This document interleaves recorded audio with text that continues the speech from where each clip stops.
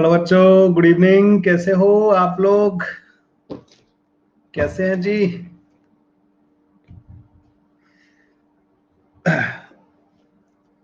Okay. सो homework करके आए हो सारे के सारे बच्चे?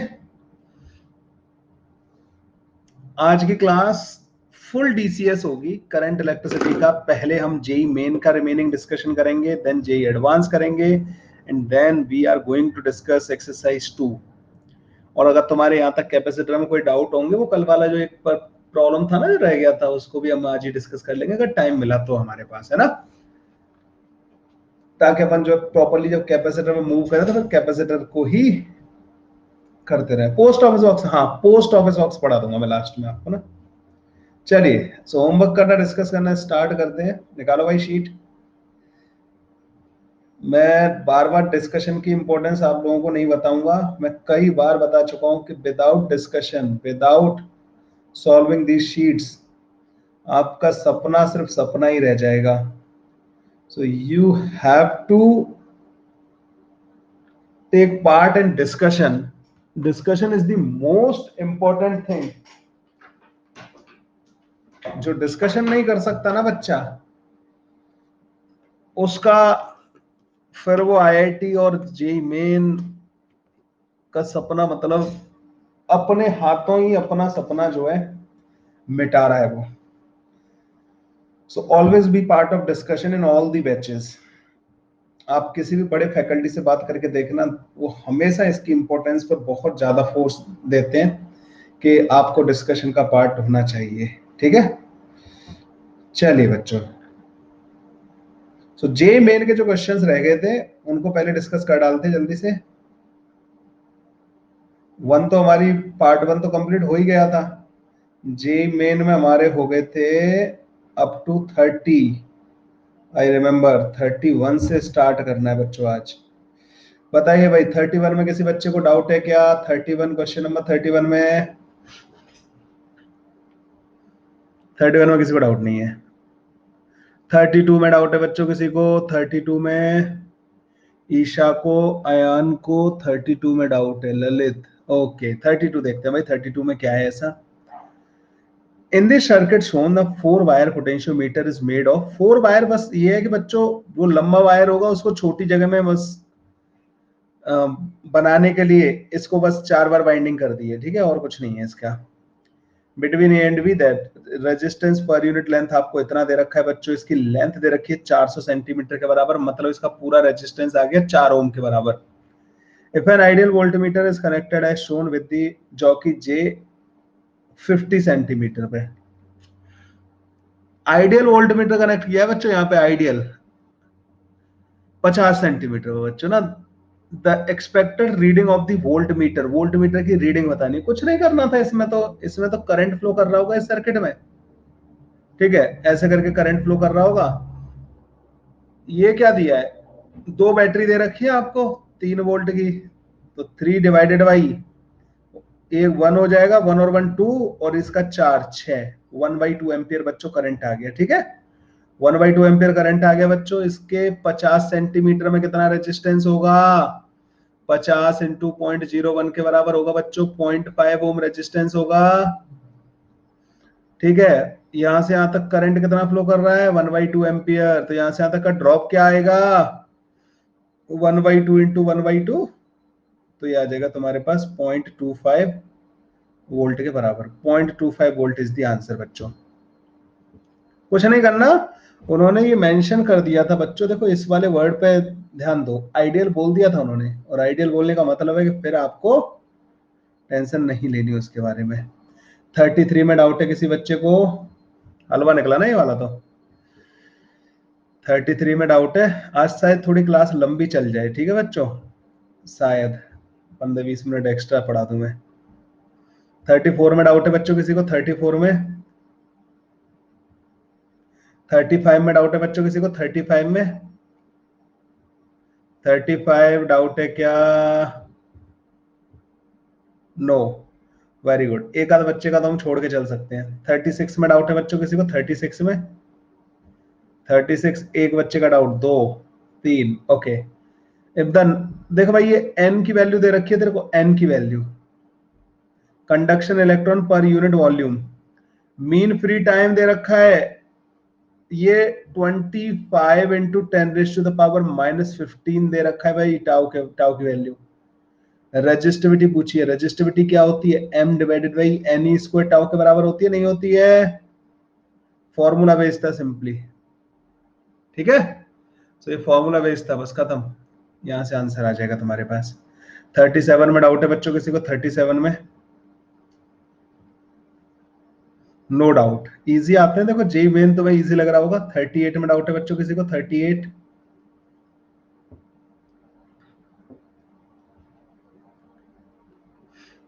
38 में कोई डाउट नहीं है। 39 में डाउट है बच्चों किसी को, 39 क्वेश्चन नंबर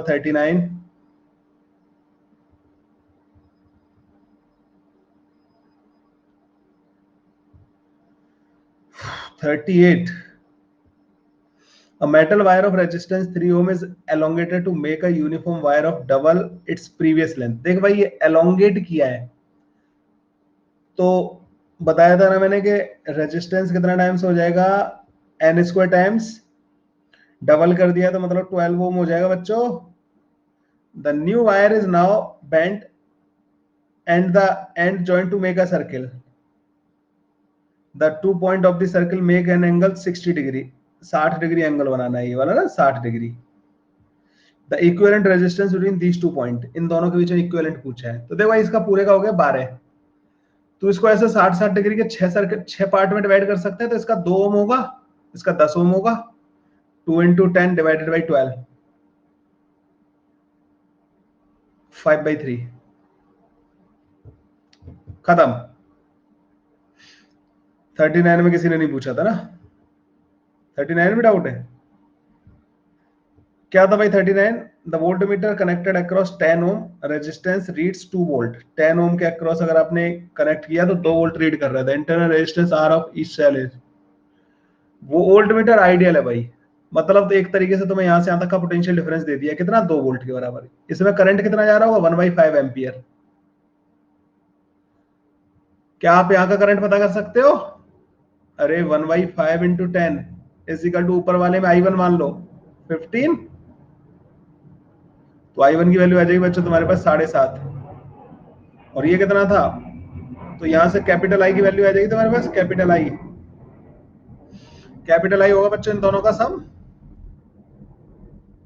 ठीक है। 1/5 प्लस का 15/2, सो 10 एलसीएम ले लेना, 2 प्लस का 75, तो ये 7.7, एक मिनट ना, यही आएगा ना, 7.7 एम्पियर आ रहा है करंट।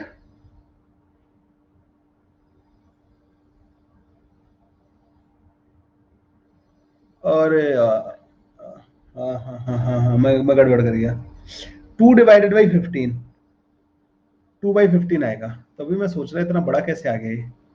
15 तो ये आ जाएगा बच्चों 3 प्लस का 1, 3 प्लस का 2 divided by this, so 1/3 ampere current आ रहा होगा, बस खत्म।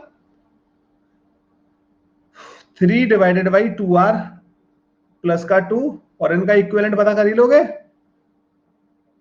1/3 के बराबर कर दो, सॉल्व कर लोगे अब इसको, अब तो कुछ है ही नहीं भाई, सॉल्व तो कर ही लोगे, ठीक है।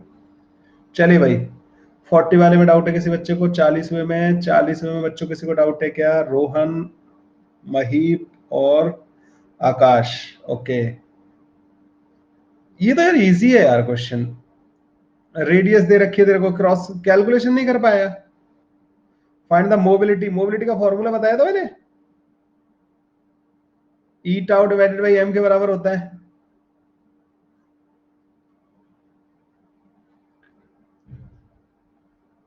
Find the mobility of the charge if their drift velocity is this, और द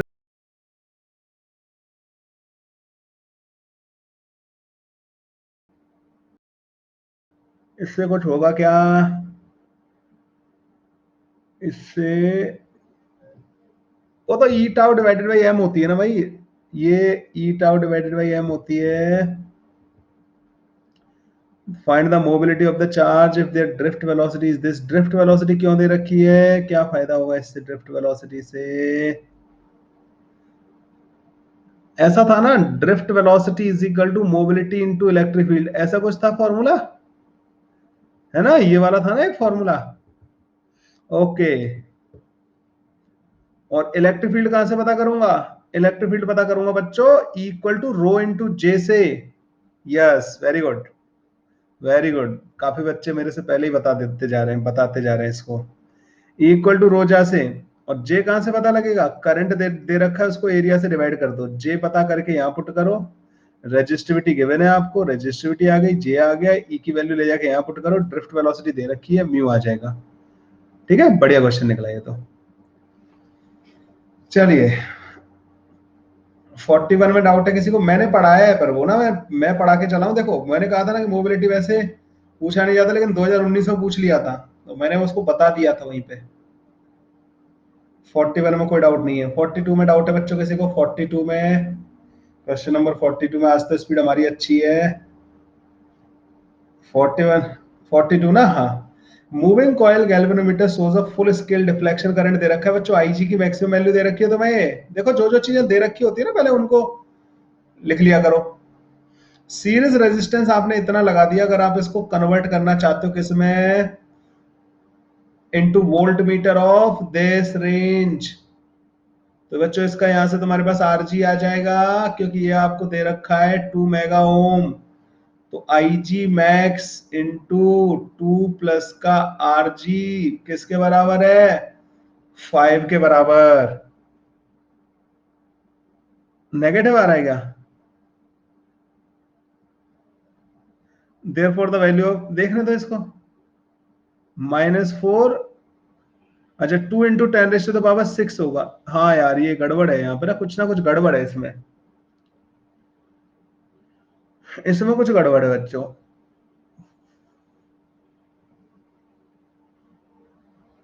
ये शायद एक क्वेश्चन गलत था भी शायद ना, इसमें कुछ गलती थी। ये गड़बड़ है इसमें ना, ये तो होगा ही नहीं, सॉल्व ही नहीं होगा। चलो, वही वही गलती है उसमें ना। 43 वाले में डाउट है, 43 वाले में, ओके, इतने सारे doubt. In an experiment the resistance of the material plotted against the as shown in the figure, it's you में काम करो इसको, क्या मैं इसको ऐसे लिख सकता हूं, l N R is equal to some constant upon T square plus का एक और कांस्टेंट, ऐसे लिख सकता हूं मैं इसको।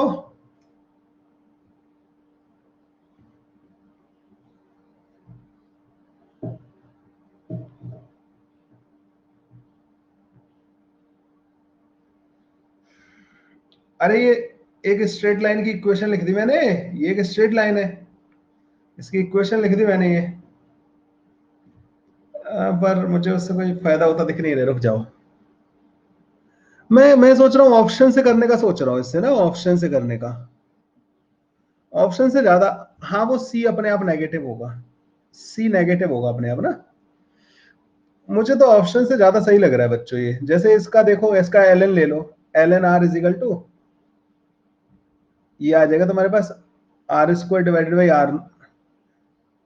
एक तो इसमें गलती है बच्चों, एक गलती और हो रखी है इसमें ना, यहाँ पे ये T square divided by T not का स्क्वायर होगा, यहाँ पे R not divided by T का स्क्वायर होगा, समझ रहे हो? जहां पे आर है ना वहां पे टी रख दो, जहां पे आर नॉट है वहां पे कैपिटल आर नॉट रख दो। मुझे लग रहा है ये गलती है इसमें ना। अब जब तुम इसको करोगे ना, इसको एल एन लॉग लोगे, तो तुम्हारे पास आ जाएगा T square divided by R not का स्क्वायर प्लस का एल एन आर नॉट। एक तो पहला वाला तो बच्चों ये आएगा, दूसरे वाले में जब लॉग लोगे ना एल एन आर, तो l N R not minus का आर नॉट का स्क्वायर डिवाइडेड बाई टी का स्क्वायर, दूसरा ये आएगा। तीसरे वाले का तो आएगा ही नहीं, एल एन में पंगा कर देगा, 1/t² वाला टर्म ही नहीं आएगा। और जब इसको करोगे,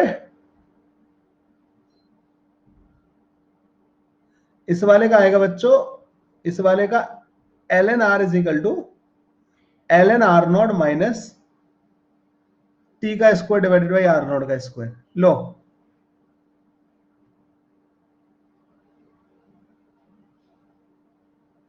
और यार सुनो बच्चों, इसमें ना, इसमें बस एक गड़बड़ है, रुको मैं बता रहा हूँ ना, ये गड़बड़ एक्सप्रेशन गड़बड़ लिखे हुए हैं इसके। जैसे पहला होगा R is equal to R not E की पावर टी का square divided by T not का स्क्वायर। बी होगा बच्चों R is equal to R not E की पावर माइनस का T not square divided by T square. और C option ऐसा होगा क्योंकि देखो डायमेंशनली भी तो करेक्ट होना चाहिए। अरे डायमेंशनली मुझे पता नहीं, है क्वेश्चन में बहुत सारी गड़बड़ लग रही है। मुझे सेम डायमेंशन रखनी पड़ेगी, टी और टी नॉट रखना पड़ेगा, समझ रहे हो?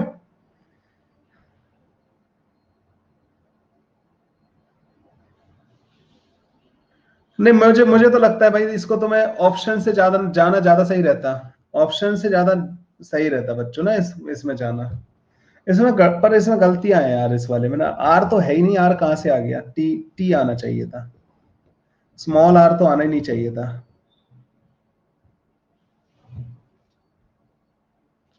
ये मुझे लगता है कि मेरे ऑपरेटर से गलती हुई है इसमें ना। एक मिनट ना, इसको देख ही लेते हैं ना, इसको एक बार चेक करना बच्चों, ठीक है? फिर अपन डिस्कस करेंगे इसके बारे में। एक बार इस वाले को चेक करना, एक बार पिछले वाले को भी चेक करना कि एक्चुअल में कौन क्या एक्चुअल में क्वेश्चन क्या था। अब टाइम कंज्यूम करेगा, मैं अगर चेक करूंगा तो 44 में डाउट है भाई किसी को? 44 में, 44 space between two concentric conducting sphere of this is filled with a resistivity rho, ठीक है? The resistance between the two sphere will be. ये तो यार तुम सॉल्व कर सकते थे यार, ये नहीं बताने वाला मैं, मतलब कुछ भी पूछ लेते हो यार तुम लोग, क्लास में बताया हुआ है।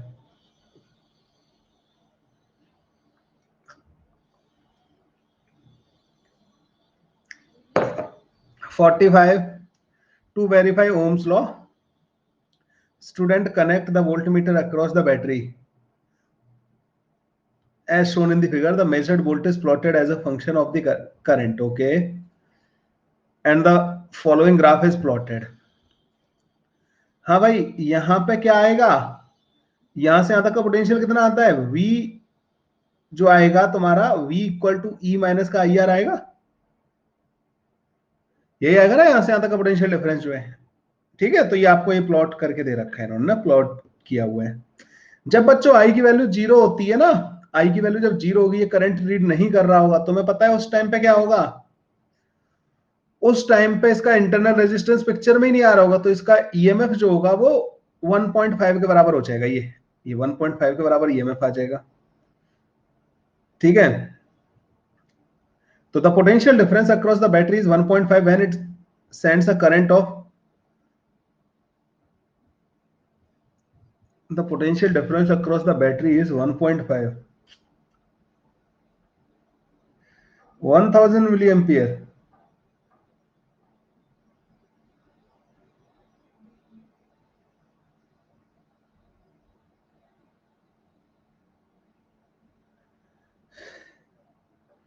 The value of resistance R is this, इस वाले की वैल्यू, इसकी कैसे मेजर करेंगे हमें जब तक ये ना पता हो? The EMF of the battery is 1.5 and the value of R is this. The EMF of the battery is 1.5 and its internal resistance is this ohm. बच्चों ये V नॉट ऑलमोस्ट जीरो दे रखा है, ये वाला ना, ये जब जब आप एक बहुत बड़ा करंट भेज रहे हो, उस टाइम पे E माइनस का आई आर जीरो हो गया होगा। आई की वैल्यू आपको कितनी दे रखी है? 1 एम्पियर के बराबर। तो आर की वैल्यू आ रही होगी 1.5। ये आ रहा है यार, डी आ रहा है मेरा तो ऑप्शन, ए नहीं आ रहा है, ठीक है? डी आ रहा है बच्चों।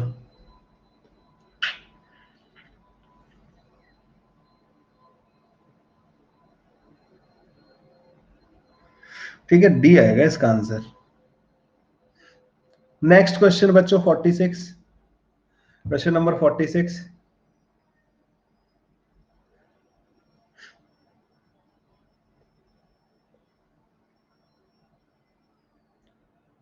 47,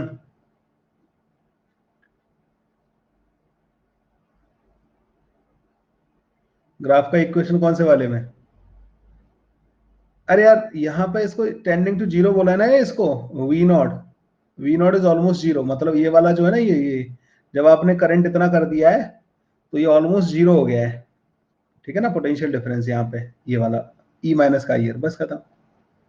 47 बच्चों, the galvanometer of resistance 100 ohm and has a 50 division on its scale and has a sensitivity of this।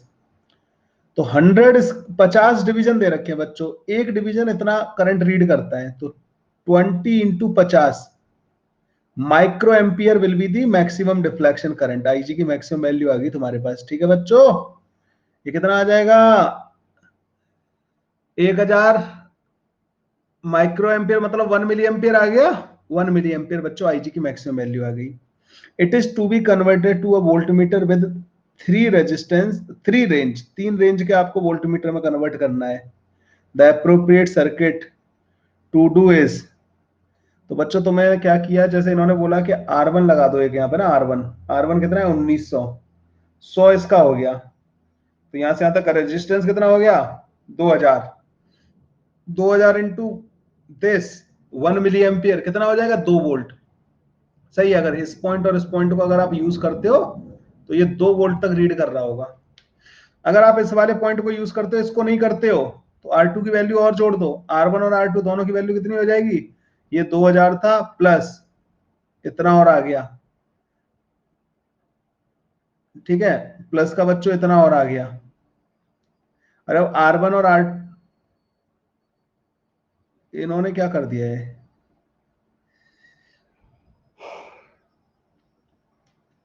R1 भी तो आएगा पिक्चर में,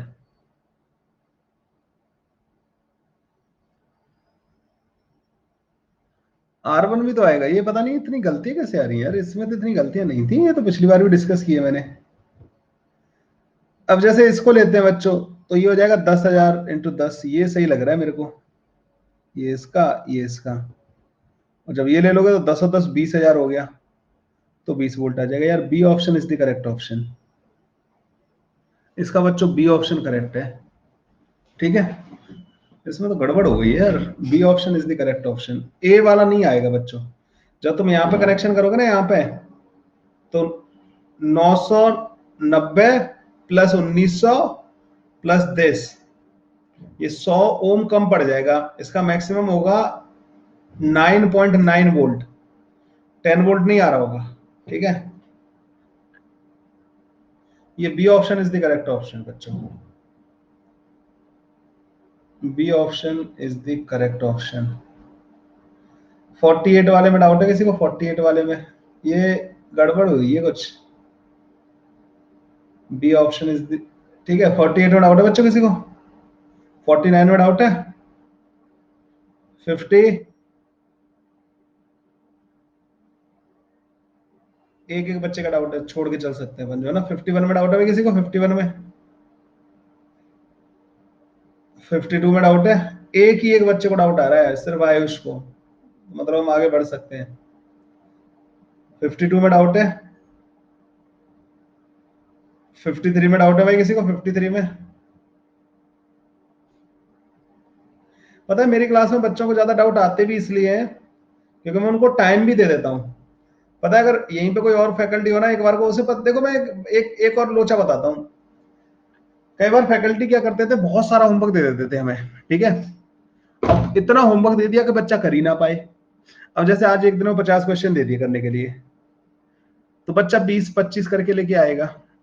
अब जब अगले दिन डिस्कशन का काम टाइम आया, तो पहले तो मोस्ट ऑफ द फैकल्टीज की स्पीड ये होती है, हाँ भाई 1 से 5 तक कोई डाउट, एक बच्चे ने बोला सर ये है चौथा, उसका वैसे दूसरा भी डाउट था, लेकिन उसे पता है कि 1 से 5 में से वो 2 पूछेगा तो सर डांट देंगे उसको, तो वो दूसरा और चौथा ना बोल के उसे लगेगा कि यार चौथा पूछ लेता हूँ, चलो एक खत्म करते हैं। फिर अंदर से ये भी रहती है कि मेरे को सब डम ना समझे, तो बोलता ही नहीं है बच्चा ना, तो उसने बोल दिया चौथा, 4th नंबर, तो उसमें फैकल्टी ने कर दिया ये भी नहीं आया तेरे को, इसमें क्या था, ऐसे ऐसे करना था।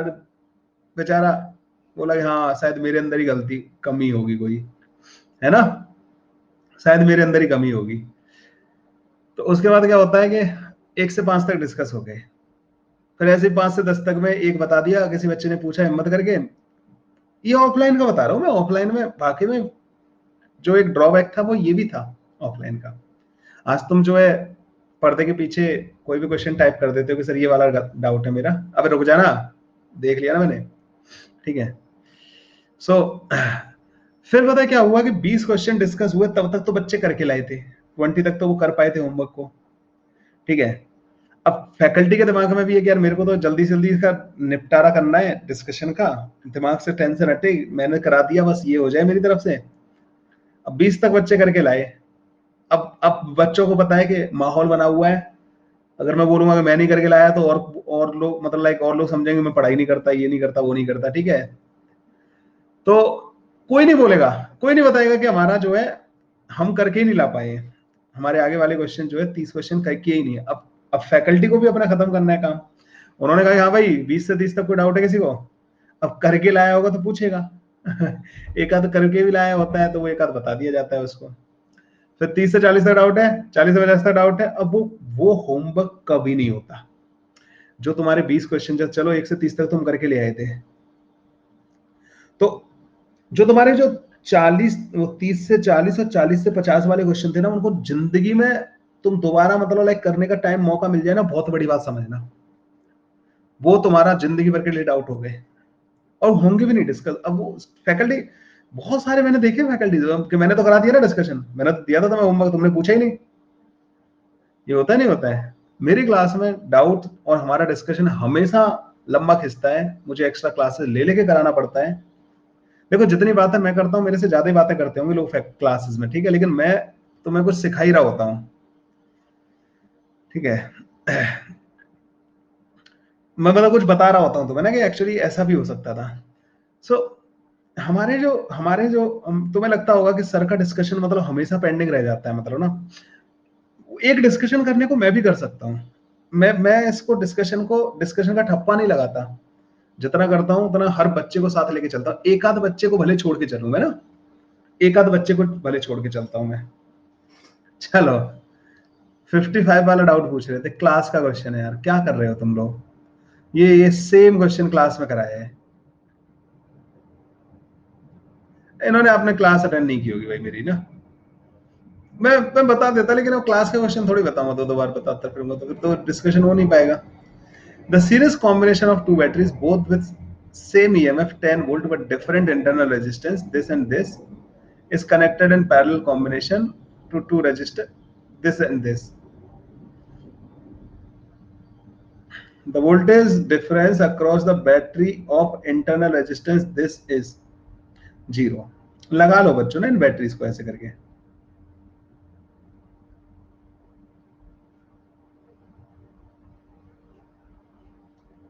इनको बना लो पहले ना। तो जिसका 20 ओम है 10 वोल्ट, 5 ओम 10 वोल्ट, और इसका दे रखा है बच्चों 30 ओम, और ये दे रखा है आर ओम। यहां से यहां तक का पोटेंशियल 0 बच्चों तभी हो सकता है जब इसमें करंट फ्लो कर रहा हो 1/2 एम्पियर का, 1/2 एम्पियर का बच्चों इसमें करंट होगा, ठीक है। क्या सीरीज, ओ अरे यार, लो भाई सीरीज कॉम्बिनेशन बना देते हैं, parallel combination of two resistor, ये तो पैरेलल है, ठीक है, 30 ओम और ये आर ओम हो गया बच्चों। ये 10 वोल्ट वाली थी, ये 20 ओम था, इसका 10 वोल्ट 5 ओम। बच्चों अगर तुम इससे इसके अक्रॉस पोटेंशियल डिफरेंस 0 चाहते हो ना, तो 1/2 एम्पियर का करंट फ्लो कराना पड़ेगा तुम्हें, और 1/2 एम्पियर का करंट फ्लो कराया तुमने, तो यहां पर जो ड्रॉप आएगा, हाँ भाई, यहां से यहां तक का ड्रॉप कितना आएगा, 10 माइनस का आई आर 7.5 वोल्ट, यहां से यहां तक का ड्रॉप 7.5 होगा, और यहां से यहां तक का बच्चों 0 हो जाएगा, तो यहां से यहां तक का ड्रॉप कितना होगा 7.5 वोल्ट। क्या आप इसमें करंट लिख सकते हो इस वाली ब्रांच में, 7.5 मतलब 15/2 डिवाइडेड बाई 30, ये करंट आ जाएगा बच्चों इस वाली ब्रांच का, और ये करंट होगा बच्चों 1/2 माइनस का I1, 1/2 माइनस का I1 इंटू आर जो है बच्चों किसके बराबर होना चाहिए, 7.5 वोल्ट के बराबर, क्योंकि ड्रॉप तो इसके अक्रॉस भी 7.5 वोल्ट का होगा। क्या ये समझ में आ गया आप लोगों को? आर की वैल्यू आ जाएगी तुम्हारे पास। ठीक है, बस ऐसे करके इसको सॉल्व कर लेना था। मैं बोल चुका हूं कि 55 मैंने क्लास में कराया, तो आपको समझ जाना चाहिए कि कराया होगा सर ने ना। मैं इसको कराने का मतलब दो बार टाइम बर्बाद नहीं कर सकते ना अपन जो है।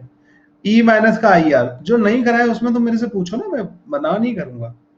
ई माइनस का आई आर से 7.5 आया बेटा इसके अक्रॉस। ई की वैल्यू 10 रखो, 5 करंट पता लग गया ना मेरे को। आई की वैल्यू ये देखो, पहले इस वाले के लिए लिखोगे ई माइनस का आई इंटू आर विच इज 20, ये 0 आना चाहिए। ई की वैल्यू 10 रखा तो यहाँ पे आई की वैल्यू हमारे पास 1/2 एम्पियर आ गई। वही करंट इससे फ्लो कर रहा होगा 1/2 एम्पियर का, तो ई माइनस का आई आर यहां से पता कर लिया हम लोगों ने ना।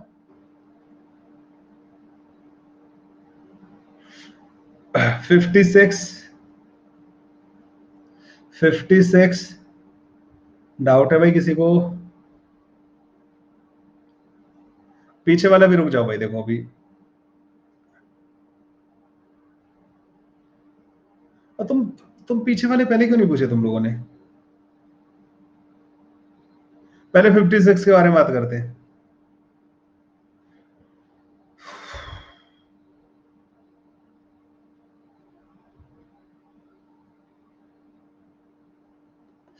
डाउट है भाई, 56 डाउट है ना। In a metre bridge experiment, S is a standard resistance capital R, the resistance wire is found to be balancing length दे रखी है आपको तुम्हें 25 centimetre. Okay, if r is replaced by a wire of half length and half diameter of r of same material, then the balancing length will be, देखो बच्चों ये 75 centimetre होगी, r upon s is equal to आ रहा होगा बच्चों 25 divided by 75। r पहले बच्चों s/3 के बराबर रहा होगा, ठीक है। r जो है s/3 के बराबर रहा होगा। अब r होता है रो l अपॉन a के बराबर, रो l upon pi D square divided by 4 के बराबर। अब आपने लेंथ आधी कर दी, डायमीटर भी आधा कर दिया, तुम्हें ये समझ में आ रहा है ये डायमीटर जब तुम आधा करोगे तो डायमीटर का तो स्क्वायर है, तो क्या आ जाएगा बच्चों तुम्हारे पास 2r आ जाएगा। अब 2r हो जाएगा यहाँ पे रेजिस्टेंस। अब 2r divided by s is equal to l divided by 100 minus का l। r की वैल्यू तुम्हें पता है s/3 के बराबर थी, s/3 रख दो तो 2/3 is equal to l divided by 100 minus का l। ऐसे ही आ रहा होगा कुछ। r is replaced by a wire of half the length, length आधी कर दी, half the diameter that of the r, this balancing length आ गई तुम्हारे पास।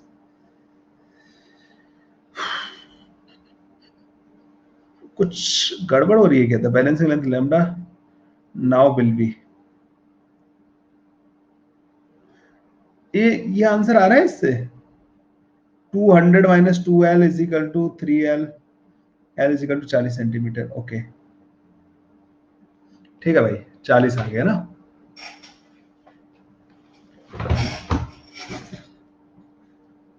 अब बताओ तुम्हारा कौन सा रह गया था 50वां?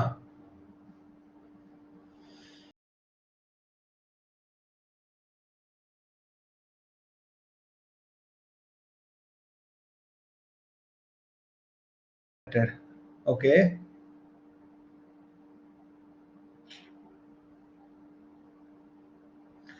इन parallel to the shell the balancing length changes by 60 centimetre. देखो ये एक शेल थी, इंटरनल रेजिस्टेंस रहा होगा, यहां पे वो पोटेंशियोमीटर वायर था, ये पोटेंशियोमीटर वायर था बच्चों। अभी बैलेंसिंग लेंथ आ रही थी जब आपने कुछ भी कनेक्ट नहीं कर रखा था, तो बैलेंसिंग लेंथ आ रही थी बच्चों 560 सेंटीमीटर, ठीक है। तो तुम्हें पता है कि इसमें जीरो करंट फ्लो कर रहा होगा, तो इंटरनल रेजिस्टेंस का कोई काम ही नहीं है, ठीक है। इंटरनल रेजिस्टेंस का कोई काम ही नहीं है बच्चों। ई जो होगा वो x इंटू 560 सेंटीमीटर के बराबर होगा या नहीं होगा? ई जो होगा इसका ईएमएफ यहां से यहां तक के ड्रॉप के बराबर होगा।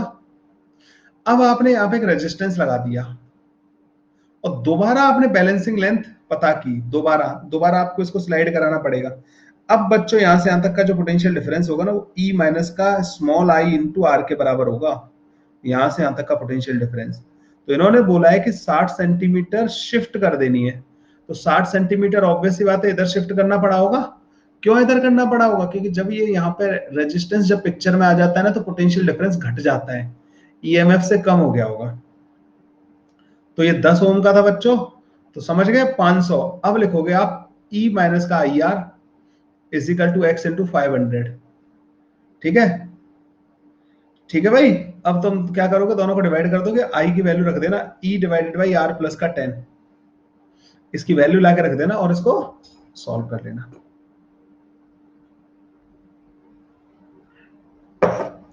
ठीक है बच्चों, हो जाएगा।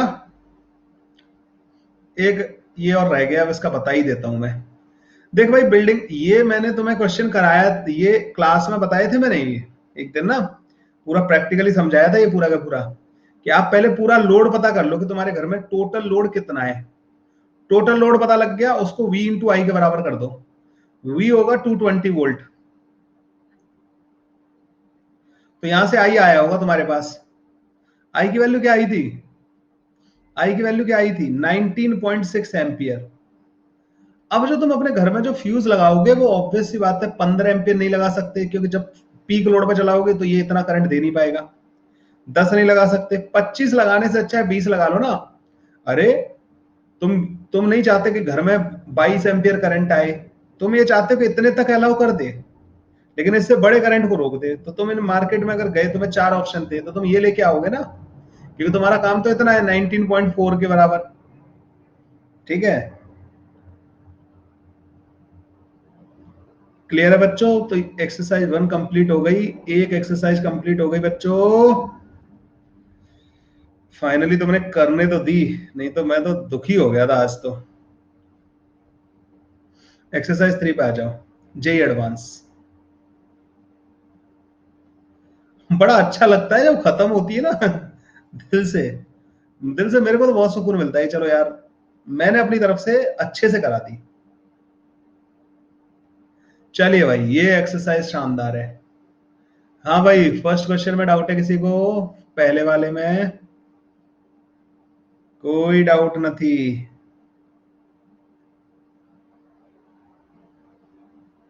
दूसरे में, हाँ भाई, दूसरे में डाउट है किसी को? नहीं। तीसरे में, और ये इस चीज से सबसे ज्यादा सुकून मिलता है जब तुम अगर उन बच्चों के साथ मेहनत करो और रिजल्ट दिखने लगे साथ ही साथ, और कुछ रिजल्ट को बिगाड़ने में लगे रहे, जो उनको तीसरे में भी डाउट आ गया हो।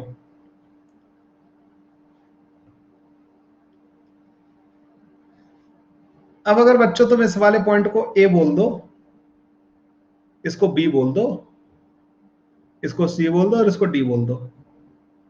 ए, बी, डी को बस ऊपर रख दो, सी को थोड़ा नीचे रख दो। ए और डी के बीच में एक रेजिस्टेंस, डी और बी के बीच में एक रेजिस्टेंस, ए और सी के बीच में एक रेजिस्टेंस, सी और डी के बीच में,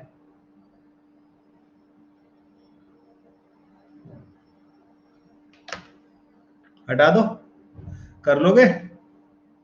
टोटल रेजिस्टेंस आ जाएगा इसका आर के बराबर, तो 3 का square divided by R is the power P1। ये दोनों किसमें?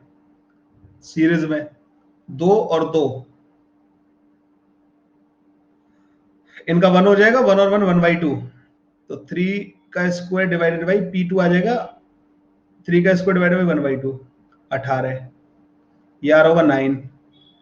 अब इस वाले में आ जाओ, 2 और 2, इन दोनों का 1 हो जाएगा, 1 और 1 2, 3 का स्क्वायर डिवाइडेड बाई 2, इसका 9/2 आ रहा होगा। ठीक है, P3 सबसे कम, फिर P1 और P2 सबसे ज्यादा। हाँ भाई, फोर्थ वाला,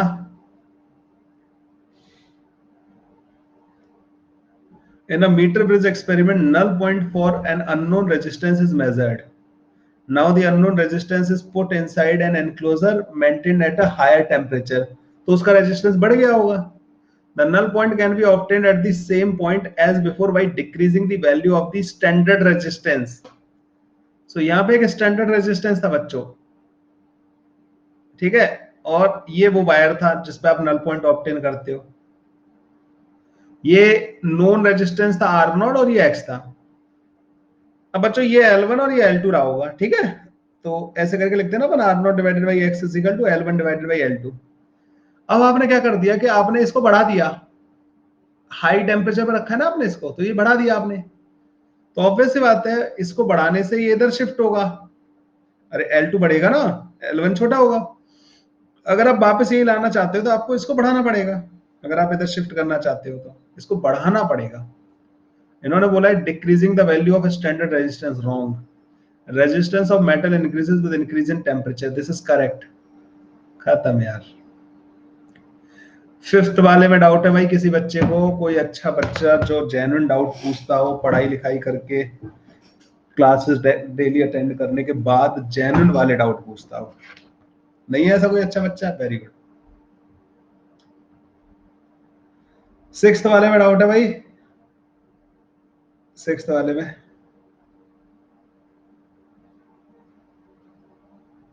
सेवंथ वाले में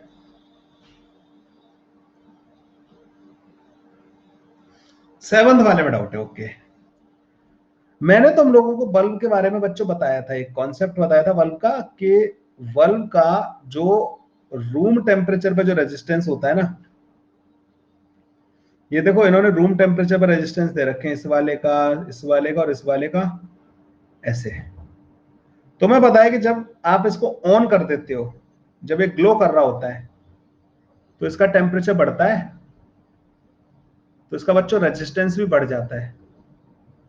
ऑब्वियस सी बात है, इस R100 का अब जो रेजिस्टेंस होगा वो R100 से ज्यादा होगा, रूम टेम्परेचर वाले से ज्यादा होगा बच्चों, ठीक है ना? ऐसे करके होगा। तो ये जो पावर दे रखी होती है ना बच्चों, ये पावर, ये 100 वॉट ये दे रखी होती है इस वाले के करस्पॉन्डिंग।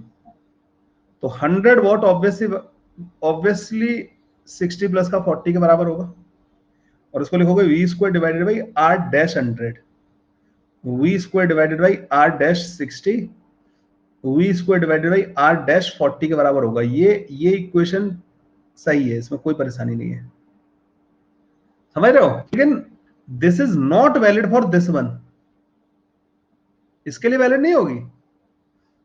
अरे भाई समझ में? अरे ये किसके लिए वैलिड है? ये वैलिड है बच्चों जब उनका स्टेडी स्टेट आ जाएगा उस टेम्परेचर पे, जो रेजिस्टेंस होंगे ना, उसके लिए वैलिड है ये। तो if you are writing this, क्या तुम्हें लगता है कि 1/R100 1 प्लस का alpha T is equal to 1/R60 1 plus का अल्फा T2 प्लस का 1/R40 1 प्लस का अल्फा T3, क्या आप इसमें इनको बराबर बोल सकते हो? इसको इसको इसको इसको नहीं ना, तभी तो काट पाते आप। तो ये इक्वेशन तो नहीं आ सकती। समझ में आ रहा है इन्होंने किसका दिया इक्वेशन, रिलेशन? अगर इन्होंने पता है इनके रेजिस्टेंस का ये मेंशन नहीं किया होता ना, ये रूम टेम्परेचर, ये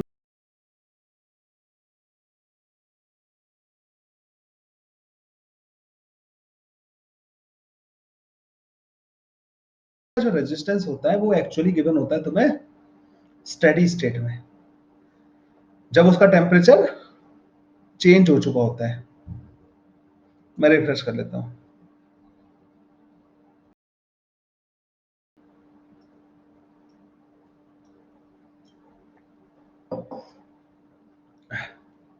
सुनो सुनो सुनो, ये जो इक्वेशन है ना बच्चों, ये कट जाता, 1/R100 is equal to 1/R60 plus का 1/R40, ये इक्वेशन वैलिड होती बच्चों अगर ये रूम टेम्परेचर वाला वर्ड नहीं गिवन होता। तो अब तो हम इसका इसका रेजिस्टेंस कैसे पता करते हैं? इसका पावर, अरे power is equal to V square upon R लिखते हैं ना अपन, और यहां से रेजिस्टेंस पता लगता था। तो 100 डिवाइडेड बाई वी स्क्वायर, मतलब वी स्क्वायर डिवाइडेड बाई 100, ऐसे करके तो पता करते थे अपन। अरे डायरेक्ट पता करते थे ना, लेकिन that resistance is not resistance at room temperature. ये चीज मैंने तुम्हें क्लियरली बताई है कि जो हम इस फॉर्मूले से जो V square upon R is equal to जो पावर वाले फॉर्मूले से पता करते हैं ना बच्चों, ये उस टाइम पे जब रेजिस्टेंस का वो फिलामेंट का टेम्परेचर बढ़ चुका होता है ना, उस टाइम वाला होता है ये। लेकिन ये रूम टेम्परेचर वाले रेजिस्टेंस दे रखे, तो इस वजह से ये ए ऑप्शन गलत आ रहा है। ए ऑप्शन सही सही होता अगर ये रूम टेम्परेचर वर्ड मेंशन नहीं होता, तो ये सही होता। क्या बच्चों ये वाला वैलिड होगा? रिलेशन कुछ ऐसा आता, ऐसा, तो ये तो वैसे वैलिड नहीं हो सकता, ठीक है ना, ये तो वैसे ही नहीं हो सकता। R 100 will be greater than this. क्या आप यहां से बता सकते हो कि आर 100 जो है बच्चों आर 60 से बड़ा होगा, आर 40 से बड़ा होगा? R 100 will be greater than this. इस वाले की पावर है 100 watt, V square divided by 100 is R 100, V square divided by 60 is R dash 60। हाँ भाई, इसको ज्यादा से डिवाइड कर रहे हो, इसको कम से डिवाइड कर रहे हो, कौन बड़ा होगा इनमें से? ऑब्वियस सी बात है ये, तो ये रिलेशन भी नहीं आ सकता, ठीक है। अब तुमने जो तीन एलिमिनेट कर दिए, तो this is, there is a possibility of this relation, there is a possibility of this relation, क्योंकि यहाँ पे इक्वलिटी नहीं लग रही थी, तो ये ऐसे करके पावर का हमारे पास ये वाला रिलेशन आ सकता है, ठीक है। सो ये थोड़ा एलिमिनेशन वाले प्रोसेस से ही करना पड़ेगा, ये वाला क्वेश्चन थोड़ा अटपटा क्वेश्चन था। 8th नंबर में डाउट है भाई किसी को? 8th नंबर में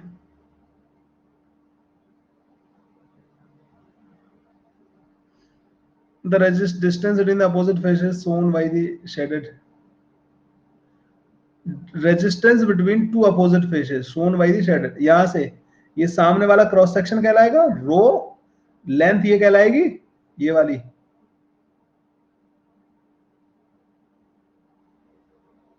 और डिवाइडेड बाई इसकी लेंथ कितनी है, स्क्वायर है ना, ये स्क्वायर, ये एल हो गई, तो rho L divided by T into L, L से एल कट जाएगा, इंडिपेंडेंट ऑफ एल आ गया।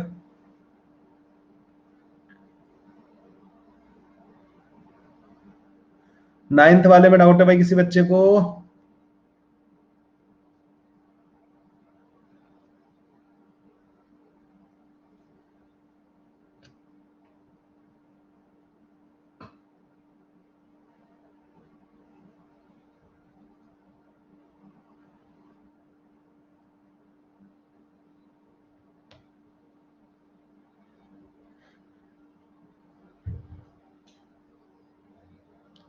Ninth, when two identical batteries of internal resistance this are connected in series across a resistor R, the heat produced in R is J1.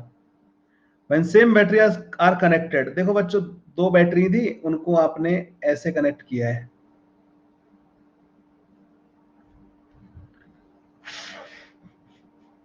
और जब parallel में connect कर रहे हो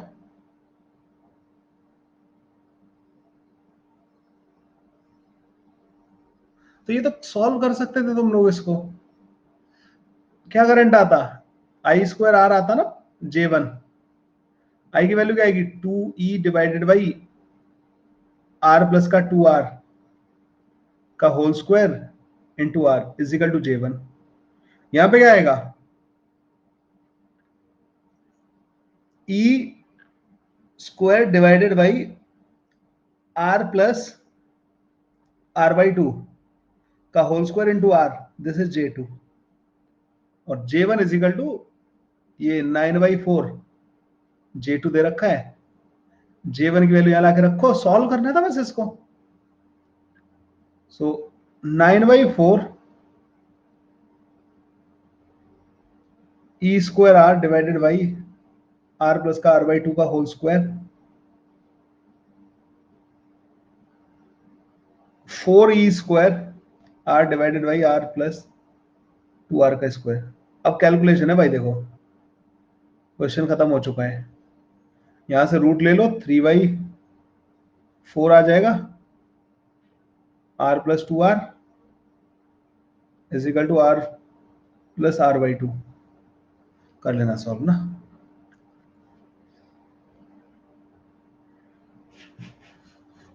small R की value 1 दे रखी है ना, देखो वैल्यू पुट करके देख लो, 4 और 2 6।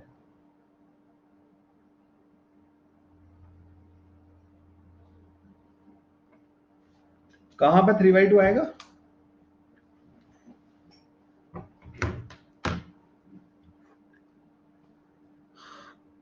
ये कहां से आया?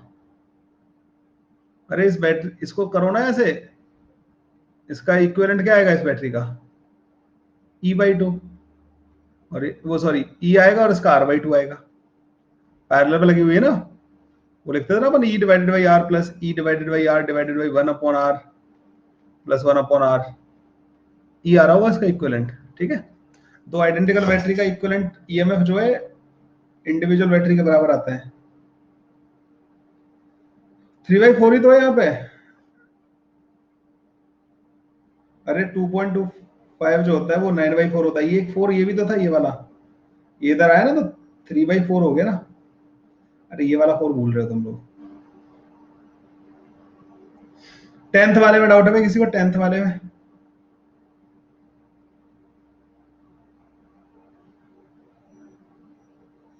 पैरेलल में थे, सीधा आ जाएगा आंसर, पैरेलल का इक्विवेलेंट पता कर लो। 11th वाले में डाउट है किसी बच्चे को? 11th वाले क्वेश्चन में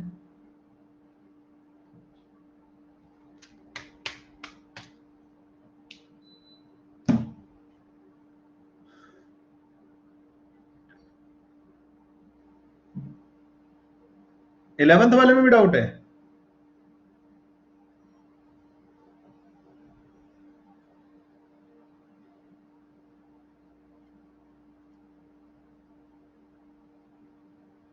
अच्छा, तुम्हें ये वाली सिमेट्री दिखाई दे रही है? भाई ये वाली इन दो पॉइंट का वोट परपेंडिकुलर वाली सिमेट्री है, सिमेट्री 2। तो सिमेट्री 2 में मैंने क्या बोला था कि जो करंट इधर गया सेम इधर निकलेगा। मतलब ये कोई काम के नहीं रहे, ये वाले कोई काम के नहीं रहे रेजिस्टेंस, बस काम काम खत्म।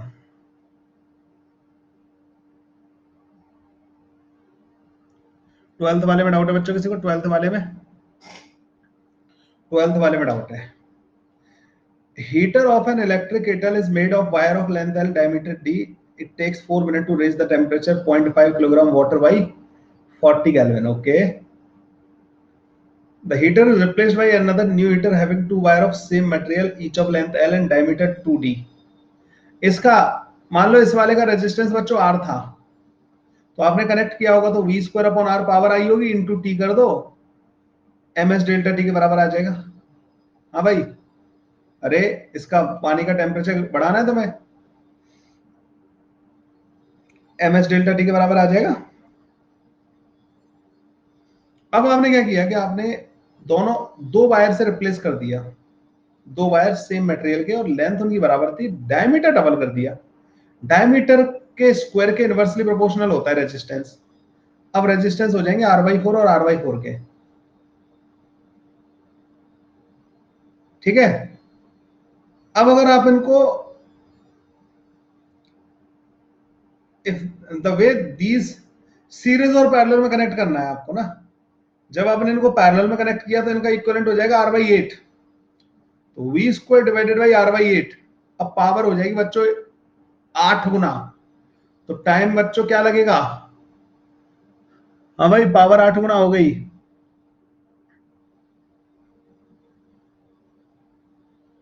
टेम्परेचर आपको सेम बढ़ाना है, ठीक है। टेम्परेचर आपको सेम बढ़ाना है, टाइम के बारे में पूछा, मतलब डेल्टा टी कांस्टेंट है, एस कांस्टेंट है, वी स्क्वायर कांस्टेंट है। इसका मतलब ये हुआ कि T divided by M into R equivalent is equal to constant होना चाहिए। 4 if wires are in parallel, अगर आप पैरेलल में वायर कनेक्ट कर दोगे तो क्या हो जाएगा, आर इक्विवेलेंट कितना हो गया है 1/8, तो टाइम कितना हो जाएगा, टाइम भी 1/8 हो जाएगा, मास भी कांस्टेंट है ना, मास भी कांस्टेंट है बच्चों, तो टाइम भी 1/8 हो जाएगा। तो पहले कितना लग रहा था 4 मिनट, अब कितना लेगा अगर पैरेलल में कनेक्ट कर दोगे, 1/8 कर दो 4 मिनट का, 0.5 मिनट। और जब आप इन दोनों को सीरीज में कनेक्ट करोगे R/4 प्लस R/4, ये हो जाएगा R/2। अब रेजिस्टेंस कितना हो गया है, आधा, तो टाइम भी कितना हो जाएगा, आधा। अगर सीरीज में कनेक्ट किया तो पहले 4 मिनट लग रहे थे, अब लगेंगे 2 मिनट। क्या ये आया भाई आप लोगों को समझ में? कुछ नहीं करना था, ऐसे इस फॉर्मूले से इसको सॉल्व कर लेना था। जेई एडवांस के क्वेश्चन तो भाई तुम्हें ऐसे मिलेंगे, ठीक है, जेई एडवांस के क्वेश्चन तो तुम्हें देखने को ऐसे मिलेंगे। 13th में डाउट है भाई किसी बच्चे को, क्वेश्चन नंबर 13।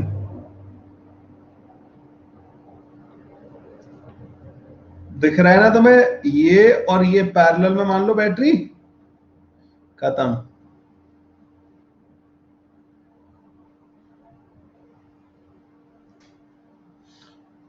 फोर्टीन में डाउट है भाई किसी को, 14।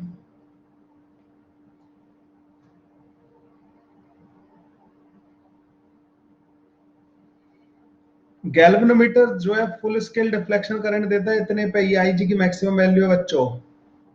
By connecting a this ohm resistance, it can be converted into a voltage of this. तो आप क्या बोलोगे, 0.006 इंटू 4990 प्लस आर, 30 के बराबर होना चाहिए मेरे ख्याल से। यहां से आर की वैल्यू आ गई होगी तुम्हारे पास, है ना।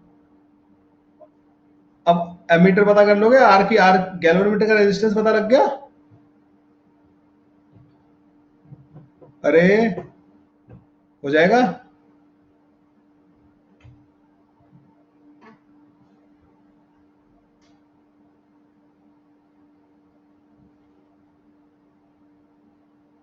फोर 4.98 आ रही है। ऐसा कर, ऐसे ऐसे लगा, इधर भेज, इधर से आया करंट कितना 1.5 एम्पियर, इधर कितना गया 0.006, तो बचा कुचा इधर भेज देना 1.494 एम्पियर। इसमें अप्रोक्सीमेशन मत ले लेना, नहीं तो ये ऐसा आंसर नहीं आ पाएगा। इसको स्मॉल आर बोल दो, और इसकी आरजी की वैल्यू, आरजी की वैल्यू कितनी आई थी हमारे पास, आरजी की वैल्यू शायद 10 ओम आई होगी, आरजी 10 ओम आया होगा, ठीक है, ओके। अब लिखो 1.494 इंटू स्मॉल आर 0.006 इंटू 10 के बराबर हो जाएगा, ये उड़ा दो, आर की वैल्यू आ रही होगी 60 डिवाइडेड बाई 1494।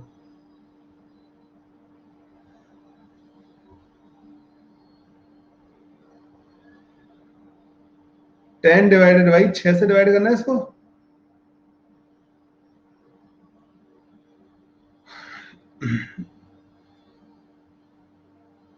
24, ये लो एग्जैक्ट आंसर आएगा, ठीक है भाई। क्वेश्चन नंबर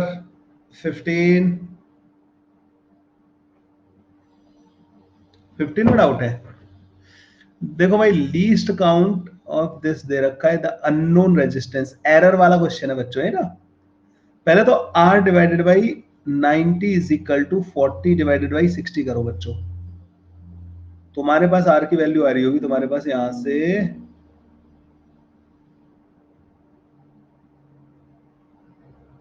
60 ओम के बराबर, है ना।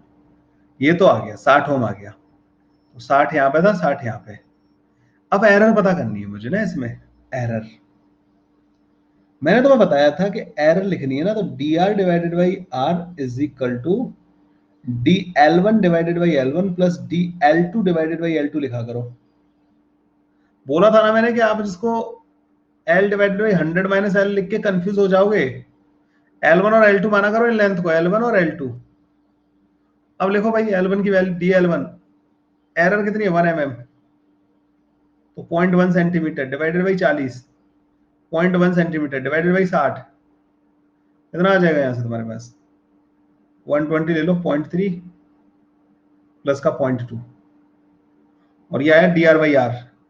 तो डी आर कितना आएगा? डी आर आर से मल्टीप्लाई कर दो 60 से, जो 60 तुम लोगों ने पता किया ना, 60 से मल्टीप्लाई कर दो 120, कितना आ गया?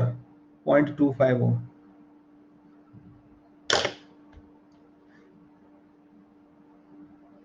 मुझे तो डिवीजन वाले में तो कहा है यहाँ पे, डिवीजन में, डिवीजन वाला इसमें कहा है? ठीक है, डिवीजन वाले में अगर पर डिवीजन तुम्हें करंट दे रखा है तो टोटल नंबर ऑफ डिवीजन से आप टोटल करंट पता कर लिया करो।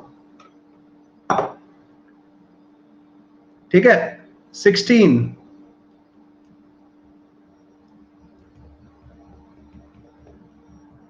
यार ये दो रेजिस्टेंस हैं जो पैरेलल में लगे हुए हैं, एक का एरिया क्रॉस सेक्शन एरिया ये होगा, एक का ये होगा। कैलकुलेशन है, रो एल अपॉन ए का फॉर्मूला लगेगा, एरिया बस ढंग से लिख देना। 17,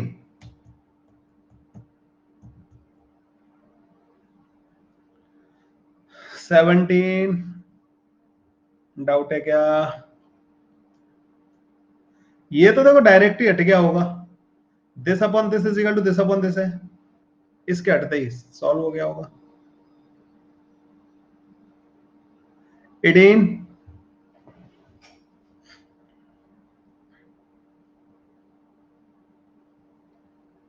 किसी ने तुम्हें लीकेज ऑफ चार्ज के क्वेश्चन कराए थे क्या ऐसे? क्यू चार्जेस पे लीक हो रहा होगा, what is the effective resistance, वहां पे करंट का भी क्वेश्चन कराया था, आई का एक क्वेश्चन कराया होगा। यहां पे भी वही हो रहा है कि एक अंदर कंडक्टर है और एक कंडक्टर ये है, बिकॉज अंदर वाले को चार्ज दे रखा है तुमने लैम्डा नॉट, करंट लीक करके बाहर वाले कंडक्टर पे जा रहा होगा, लीक करके बाहर वाले पे जा रहा है, तो वो एक्सपोनेंशियली, या दूसरा बच्चों इसको करते हैं कैपेसिटर से, एक कंडक्टर दो कंडक्टर, इनको मान लो कैपेसिटर की प्लेट, और बीच में जो मीडियम है उसको मानते हैं रेजिस्टेंस। और तुम्हें पता है Q is equal to Q not E की पावर माइनस का टी बाई टाउ, ऐसे होता है ना डिस्चार्ज। सेम इसमें कॉन्सेप्ट लगता है, सेम कॉन्सेप्ट इसमें लगता है, तो सीधा आंसर आ जाएगा ये वाला। ये एरोडोम का, एरोडोम में ऐसे क्वेश्चंस हैं, अगर तुम एरोडोम के उन क्वेश्चंस को कर लोगे तो तुम्हें तुरंत आइडिया लग जाएगा। सो ये 2016 में जो बच्चा करके आया होगा ना इस वाले को क्वेश्चन को, उसने एरोडोम की होगी, तब उसे आइडिया तुरंत लग गया होगा कि अरे यार ऐसे क्वेश्चंस तो मैंने एरोडोम में किए, चार मतलब लाइक सिमिलर टाइप का क्वेश्चन है, ग्राफ ही बताना था, तो मैं एग्जैक्टली उसको सॉल्व भी नहीं करना था। तो एक बच्चा जो एरोडोम करके गया है, या मतलब लाइक उसको क्लास में कराया गया है और उसको क्लिक कर गया, तो 1 मिनट का है। और अगर वैसे बच्चा देखता रहे इसको आराम से बैठ के, फिर नहीं होगा ये।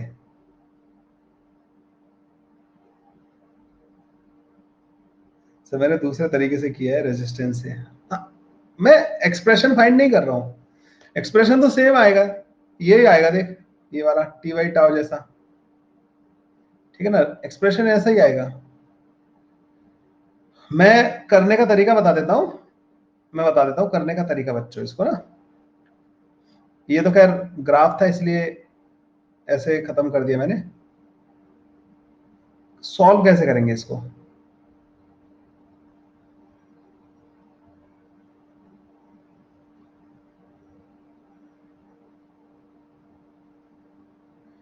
इसमें बच्चों आप अंदर एक सिमेट्रिकली सिलेंड्रिकल क्रॉस सेक्शन ले लोगे,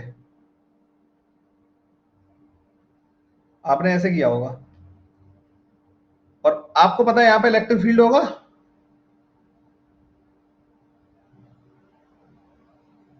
और इलेक्ट्रिक फील्ड होगा ना, इसकी वजह से नहीं, अंदर वाले की वजह से।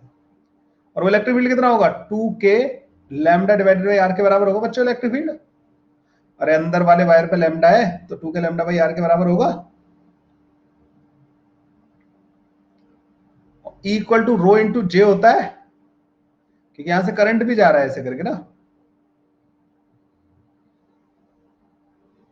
इक्वल टू रो इंटू जे होता है।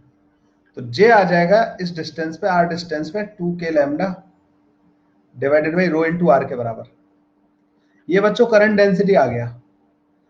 और तुम्हें पता है कि इसे एल लेंथ का माना है तुमने ना, इसको एल लेंथ का, एल लेंथ का मानो।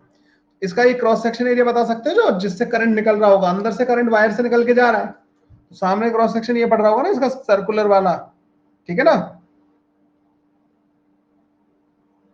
तो जे को लिख दोगे तुम आई इंटू ए, एरिया कितना होगा, sorry I divided by A, I divided by A, area कितना होगा इसका 2 पाई आर इंटू एल के बराबर, और ये 2 के lambda divided by rho R. एक तो आर से आर कट जाएगा बच्चों, एक तो इसका करंट ऑब्वियस सी बात है, करंट तो कांस्टेंट आना था इस वाली लेंथ से जो जा रहा होगा।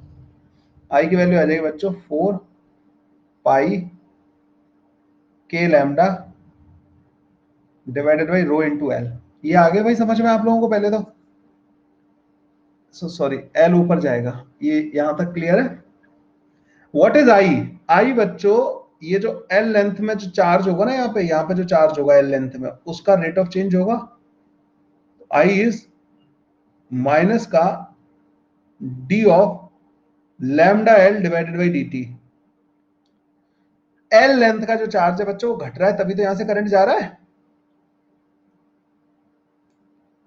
तो ये आ जाएगा तुम्हारे पास L D lambda by D T. ये आ गया बच्चों तुम्हारे पास करंट, इसको ऊपर ले जाकर रख दो, माइनस का L D lambda divided by D T is equal to, अच्छा के को रख दूंगा 1/4 पाई एप्सिलॉन नॉट, तो 1/एप्सिलॉन not lambda into L divided by rho. एक तो एल से एल काट दो, D lambda divided by lambda minus का 1/एप्सिलॉन not into rho D T. When you integrate it, ln lambda divided by lambda naught is equal to minus t divided by rho epsilon naught, and lambda is equal to lambda naught e की power minus का t divided by rho epsilon naught। कराए मैंने ऐसे questions तुम्हें ना, ऐसे questions तुम्हें कराए हैं मैंने, सेम टाइप के क्वेश्चन तुम्हें उसमें कराए थे मैंने, स्फेरिकल स्फीयर के लिए कराए थे, ठीक है। यहाँ पे बस थोड़ा अलग है। लैम्डा कांस्टेंट कैसे रह सकता है, लैम्डा का तो वेरिएशन पूछा है देख। अच्छा इन्होंने करंट डेंसिटी का पूछा है क्या, इन्होंने करंट डेंसिटी का पूछा है बच्चों, मैंने लैम्डा का निकाल दिया, ठीक है। अब क्या करेंगे, लैम्डा का एक्सप्रेशन आ गया हमारे पास, lambda equal to this, current density में लाके हम इसको पुट कर देंगे, तो करंट डेंसिटी भी आ जाएगी हमारे पास 2k rho R lambda not E की power minus T divided by rho epsilon not.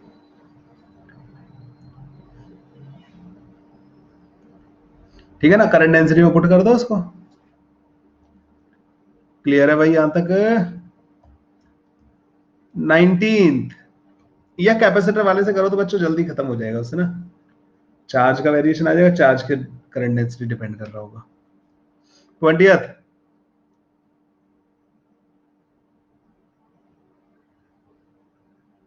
19th वाले में भाई देखो, जैसे मान लो तुमने कंडक्टिंग वायर लिया, ठीक है, अब इसमें करंट फ्लो कर रहा है, तो उन्होंने बोला है कि जगह जगह पे इवेपोरेशन होने से गड्ढे हो जाते हैं इसमें ना, ऐसे कुछ कुछ जगहों पे इवेपोरेशन हो गया, गड्ढे हो गए, यहाँ का मटेरियल उड़ गया, ठीक है भाई, ये उड़ गया।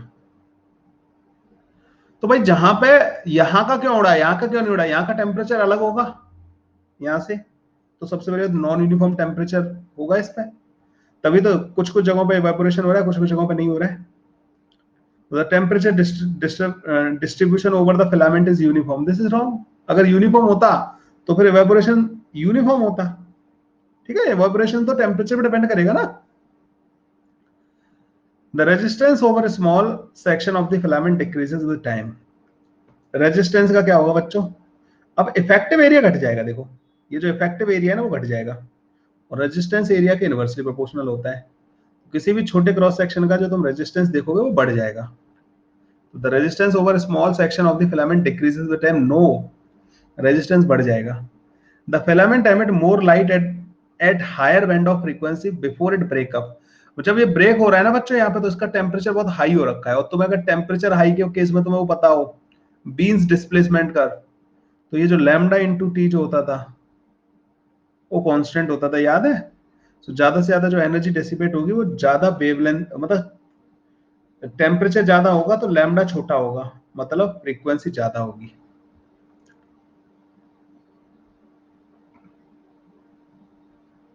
ठीक है। The filament consume less electrical power. Power होती है वी स्क्वायर अपॉन आर के बराबर। आर क्या हो गया बच्चों? एरिया घट गया है, तो आर बढ़ गया है। आर बढ़ने का मतलब क्या है? वी स्क्वायर अपॉन आर घट गया होगा, तो कम पावर कंज्यूम कर रहा होगा ये फिलामेंट जो है।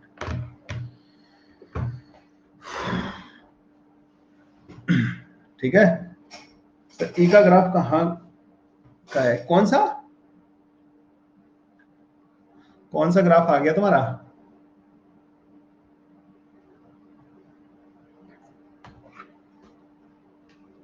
सी वाला समझ में नहीं आया?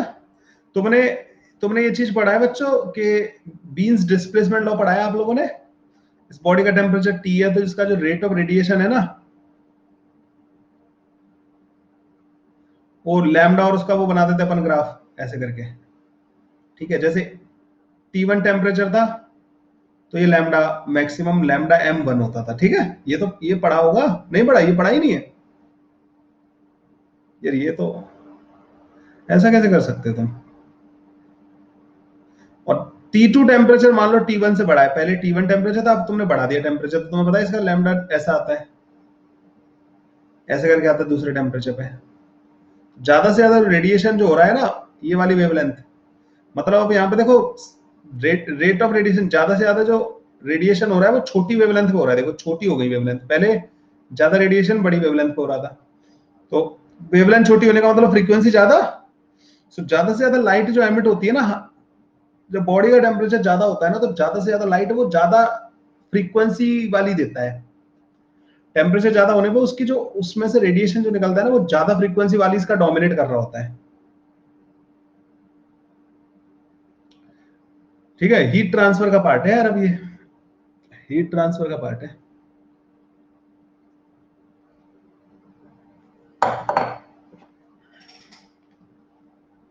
इवॉल्व में पढ़ा है मैंने, हाँ।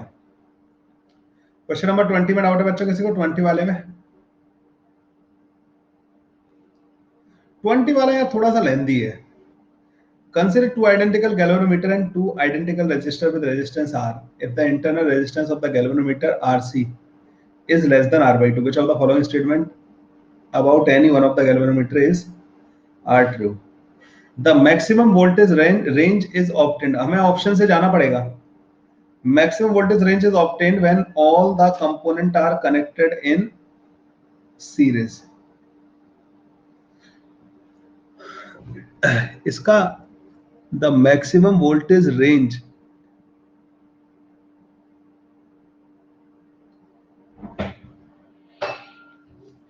is obtained when all the components are connected in series.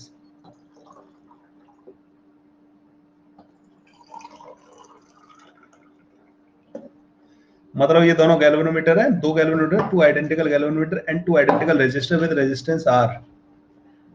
Internal resistance of the galvanometer is this. ठीक है,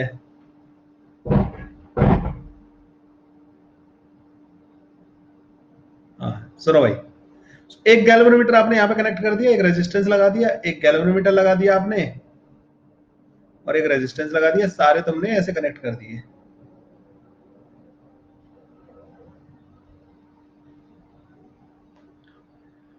अब बच्चों इसमें मैक्सिमम वोल्टेज कितना आएगा? इसमें मैक्सिमम अलाउड करंट कितना है? आईजी की मैक्सिमम वैल्यू के बराबर इतना मैक्सिमम अलाउड करंट है, तो वी मैक्स कितना होगा इसका? वी मैक्स होगा बच्चों IG max into 2R plus का 2R आरसी। ठीक है, यही होगा ना? अरे मैक्सिमम रीडिंग यही होगी ना, जो रीड कर सकता है यहां से यहां तक, जो मैक्सिमम पोटेंशियल तुम लगा सकते हो, दैट इज दिस। जब आपने सारे सीरीज में कनेक्ट किए, पहला वाला तो ये हो गया। अब इन्होंने बोला maximum voltage range is obtained, कम से कम इन दोनों को कंपेयर करना पड़ेगा हमें, दोनों को, क्योंकि इसमें भी बोला है कि maximum voltage range is obtained when the two resistor and one galvanometer are connected in series. दो रेजिस्टर और एक गैल्वेनोमीटर को आपने कैसे कनेक्ट किया है बच्चों, सीरीज में, and the second galvanometer is connected in parallel to the first galvanometer. मतलब ये हुआ कि एक गैल्वेनोमीटर, दूसरा गैल्वेनोमीटर, और ये सीरीज में लगा दिया आपने ना, ऐसे करके। देखो बच्चों ऐसे, देखो भाई अब इसमें कितना करंट रीड, अब इसमें कितना वोल्टेज रीड कर सकते हैं, ये आरसी था, ये भी आरसी था, ठीक है। अब बच्चों जो मैक्सिमम करंट आ सकता है ना, वो 2 मैक्स आ सकता है। क्यों? आई मैक्स इधर चला जाएगा, आई मैक्स इधर चला जाएगा, अब करंट डबल हो जाएगा बच्चों। तो 2 मैक्स, और ये कितना हो जाएगा 2R प्लस, और ये हो जाएगा बच्चों RC/2 के बराबर। ये ऐसे ही हो जाएगा ना इन दोनों का इफेक्टिव रेजिस्टेंस ये। अब रीडिंग बच्चों ये है, दूसरे केस में रीडिंग ये है और पहले केस में रीडिंग बच्चों ये है। कौन सी वाली बड़ी है? इन दोनों में से कौन सी बड़ी है? काम करो 2 को अंदर भेज देते हैं, तो 4R प्लस का RC इंटू IG मैक्स। अब इन अंदर वालों को कंपेयर करना है बच्चों। मैं मान ले रहा हूं कि 4R प्लस का RC बड़ा है 2R प्लस का 2RC से, मैं ऐसा मान ले रहा हूं, मान के चला, सपोज ये मैंने मान लिया, ठीक है। तो अब देखो क्या आ रहा होगा, यहां से 2R ग्रेटर देन RC आ रहा है, R ग्रेटर देन RC/2 होना चाहिए। अगर आप ऐसा मान रहे हो ये, तो ये कंडीशन सेटिस्फाई करनी चाहिए। और यहां पर मैं गिवन है कि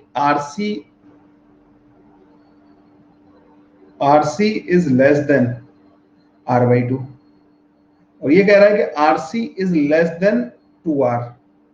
हाँ भाई, जब RC R/2 से छोटा है तो ऑब्वियस सी बात है 2R से तो छोटा होगा ही, मतलब ये जो कंडीशन मैंने मानी है सही है, ये जो मैंने माना है बच्चों सही है। सही है मतलब ये वाला ज्यादा वोल्टेज मेजर करेगा, ये वाला कम वोल्टेज मेजर करेगा।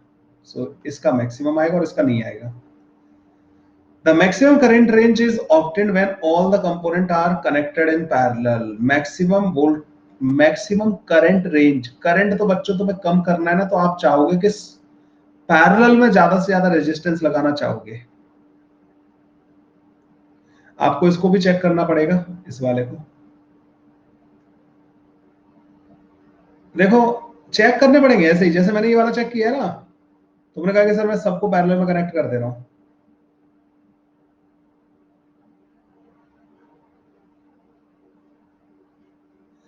क्या मैं ऐसे बोल सकता हूं बच्चों, जैसे एक एमीटर ये बन गया और एक एमीटर ये बन गया, ऐसे बोल सकता हूं मैं?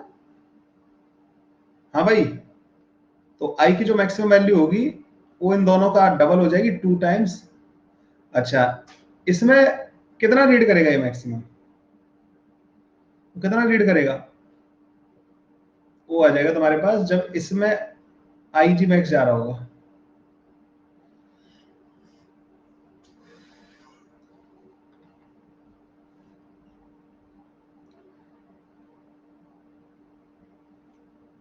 ऐसे करेंगे ना, इसको डिवाइड कर देंगे I/2 और I/2, इसमें भेजना है मुझे इतना। तो मुझे पता है कि IG जब मैक्सिमम होगा, इस ये वाला current is equal to R plus का RC into I max divided by 2 divided by R, ये आएगा। हाँ भाई, अरे मैंने बोला कि जैसे ये गैल्वेनोमीटर लिया मैंने, पैरेलल में लगे हुए हैं, पैरेलल में। अब इधर कितना करंट जा रहा होगा IG मैक्स, इधर से कितना आ रहा होगा, मैक्सिमम का आधा इधर आ रहा होगा, मैक्सिमम का आधा इधर आ रहा होगा बच्चों, मैक्सिमम का आधा नीचे वाले में जा रहा होगा। तो मैंने इसमें वो लगा दिया, पैरेलल में करंट का डिस्ट्रीब्यूशन करते थे ना अपन पैरेलल में, तो ये बाहर वाला करंट हो गया, जैसे I max divided by 2 into R equivalent, R into RC divided by R plus का RC is equal to IG max into RC। तो RC से RC कट जाएगा, तो यही करंट जाएगा ना इस वाली ब्रांच में। अगर इधर से I मैक्स का आधा आ रहा है तो इसमें IG जाना चाहिए। ये कर लिया हम लोगों ने पहले तो, ये वाला पार्ट। तो यहां से तुम्हारे पास आई की मैक्सिमम वैल्यू आ जाएगी। आई की मैक्सिमम वैल्यू कितनी आ गई तुम्हारे पास? आई की मैक्सिमम वैल्यू आ जाएगी बच्चों 2 IG मैक्स। और भी तरीके, तुम इसको और भी तरीकों से कर सकते हो। R divided by R plus का आरसी। एक तो ये आ गया इससे, पहले वाले कॉम्बिनेशन से। दूसरे वाले का तुम्हें खुद सॉल्व करना है। Maximum current range is obtained when two galvanometer are connected in series and the combination is connected in parallel with both the resistors. इसको आप ट्राई करके देखो, ठीक है।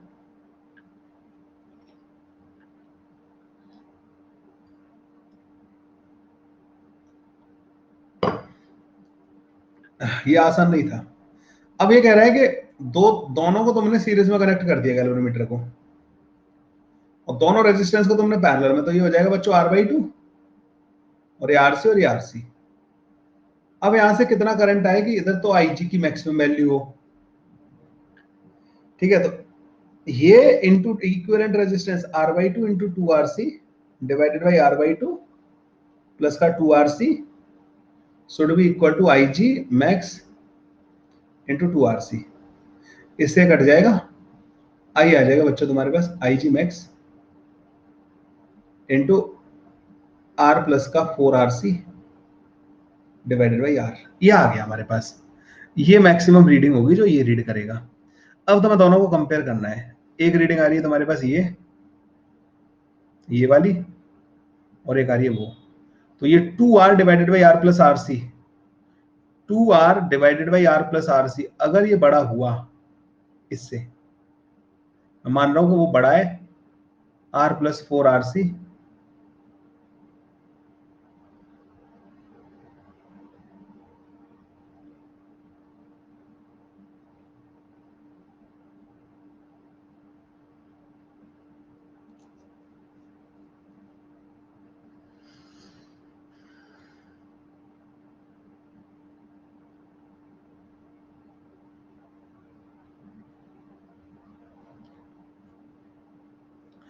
अब ये यहां पे एक्सप्रेशन ऐसा क्यों आ रहा है?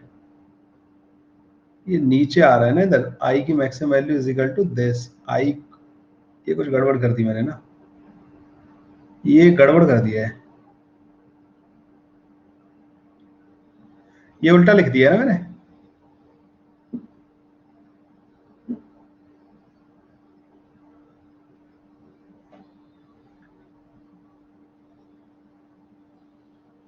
ये था, ये उल्टा लिखा है।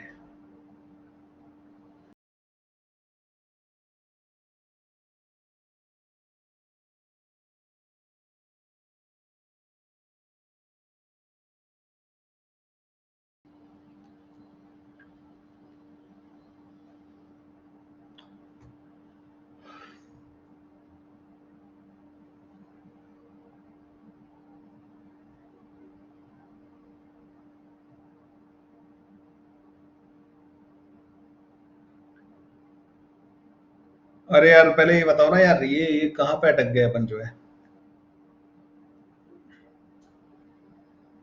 अपनी एनर्जी को दूसरी जगह बर्बाद मत करो, इधर इधर इधर ध्यान दो। इसमें क्या कहाँ अटक गए? मैं मुझे लग रहा है कि इक्वेशन मैंने कोई गलत लिखी है, या किसी को हवा ही नहीं लग रही है कि क्या कर रहे हो सर, आप ही जानो, आप ही करामात है, आप ही जानो है। ऐसा तो नहीं चल रहा है। आई मैक्स इंटू लिखा तो मैंने सब सही था, R into RC divided by this is equal to IG max into RC। ये सही तो आ रहा है। आई की maximum value is equal to 2 times R divided by RC आ गया। चलो देखते हैं इसको ना क्या आता है यहाँ से।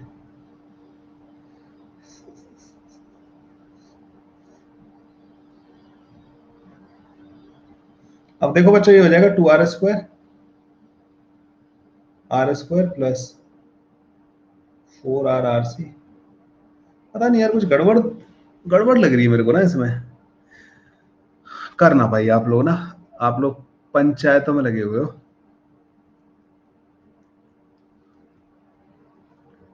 मैं यहाँ पे पढ़ाने में लगा हुआ हूँ।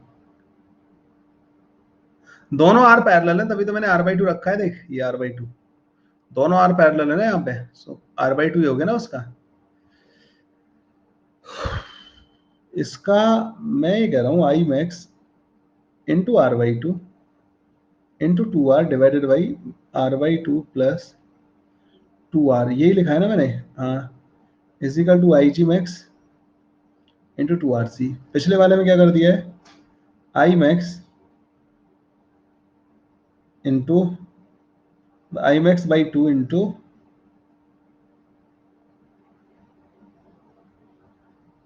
RC into R divided by RC plus R, IG max into, ये होना चाहिए था, ये गलती कर रहा था मैं ना, ये गलती कर रहा था मैं,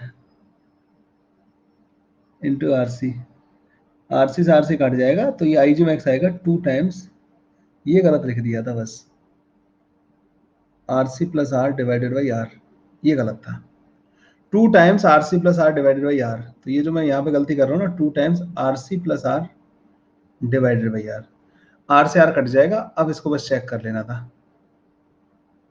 तो यहाँ से तुम्हारे पास आएगा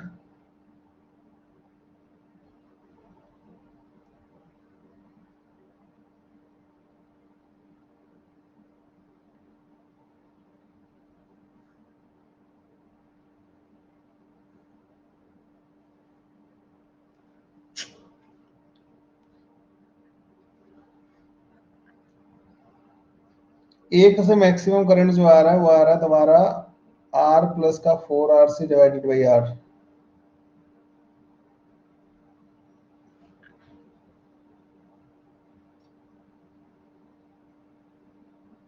एक से जो आ रहा है 2 टाइम्स RC प्लस का 2R, ये आ रहा है बच्चों तुम्हारे पास ना ये। अब यहां से देखो R ग्रेटर देन 2RC आ रहा है, R ग्रेटर देन 2RC, और हमें दे रखा है R ग्रेटर देन 2RC, सही है, ये कंडीशन है, मतलब ये वाला छोटा हो गया और ये बड़ा होगा, B और C आ जाएंगे, ठीक है, दोनों सही है।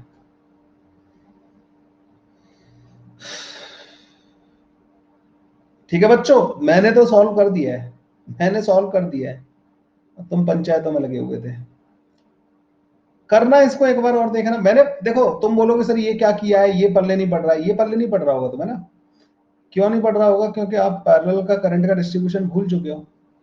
याद है, अगर मुझे जैसे इसमें करंट पता करना है, अगर ये R है और ये RC है, मुझे इसका करंट IG बोला है और मुझे इनमें रिलेशन लिखना है, इस मैक्सिमम और इस वाले में, तो कैसे लिखते थे हम, I मैक्स into RC divided by R plus RC, इसको हम बराबर करते हैं बच्चों ऐसे, IG मैक्स इंटू R के, अरे ये क्या लिखा मैंने, इसका इक्विवेलेंट रेजिस्टेंस इनटू दिस, तो यहां से यहां तक का पोटेंशियल आ गया, उसको IG मैक्स इनटू R के बराबर कर दिया, ये आ जाएगा तुम्हारे पास।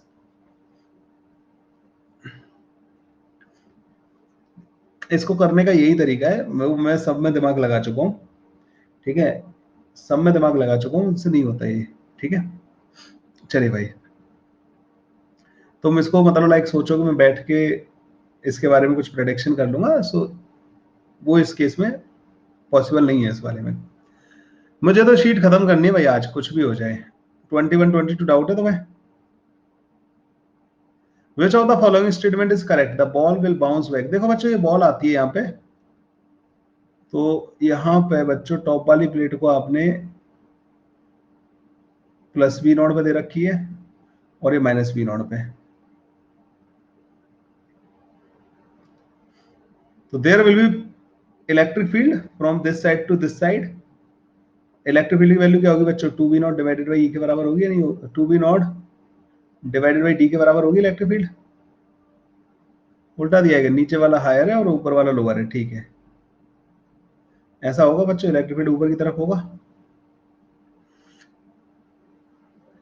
अब यहाँ पे क्या हो रहा है बच्चों, ये बॉल आई यहाँ पे टच हुई, तो इसके ऊपर, बॉल के ऊपर चार्ज आ जाएगा Q, और चार्ज आया तो यहाँ पे इलेक्ट्रिक फील्ड है ऊपर की तरफ, तो ये भागेगी ऊपर की तरफ, है ना, ऊपर की तरफ भागी, ऊपर पहुंची, उसका पोटेंशियल था ये, तो वहां जाएगी। अब अगर उससे जैसे टच हुई तो उसका पोटेंशियल हो जाना चाहिए इतना, अब चार्ज आ जाएगा बच्चों माइनस का Q, क्योंकि K Q divided by R पहले V के बराबर था, अब माइनस का K Q divided by R minus का V के बराबर होगा। ये समझ में आ रहा है आपको? जब ये यहाँ पे टच होगी ना बच्चों, तो इसमें माइनस क्यू चार्ज आ जाएगा, जब यहाँ पे टच होगी तो यहाँ पे प्लस क्यू चार्ज होगा इस पे। अब माइनस क्यू चार्ज आया, इलेक्ट्रिक फील्ड ऊपर की तरफ है तो ये भाग के आएगी इधर, फिर यहाँ पे आएगी तो यहाँ पे चार्ज दे देगी, तो हर एक बॉल पे जो चार्ज में चेंज आएगा ना वो 2q का आया करेगा। तो इन्होंने बोला which ball will execute simple harmonic motion between, नहीं भाई यहाँ अंदर इलेक्ट्रिक फील्ड कैसा है, यूनिफॉर्म, और इलेक्ट्रिक फील्ड अगर यूनिफॉर्म है तो सिंपल हार्मोनिक मोशन तो नहीं कर सकता, क्योंकि फोर्स कांस्टेंट लग रहा होगा बॉल के ऊपर, ऑक्सिलेटरी मोशन होगा, it won't be simple harmonic motion.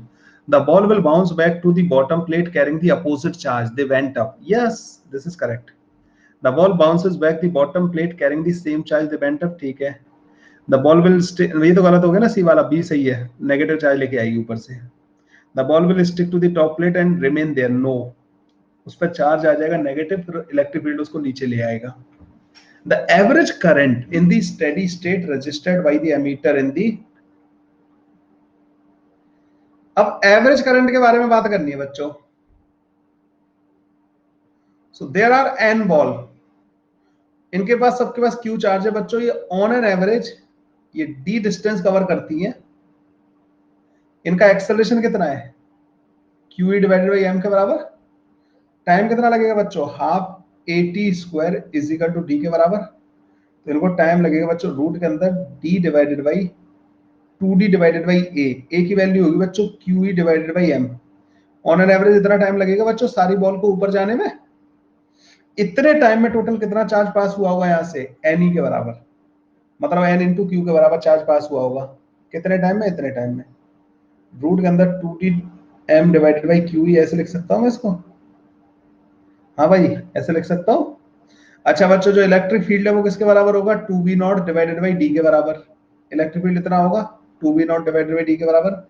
Q जो है वो किस, इसको ई को यहाँ पे लाके रख दो बच्चों, यहाँ पे ई है ना, यहाँ पे लाके रख दो.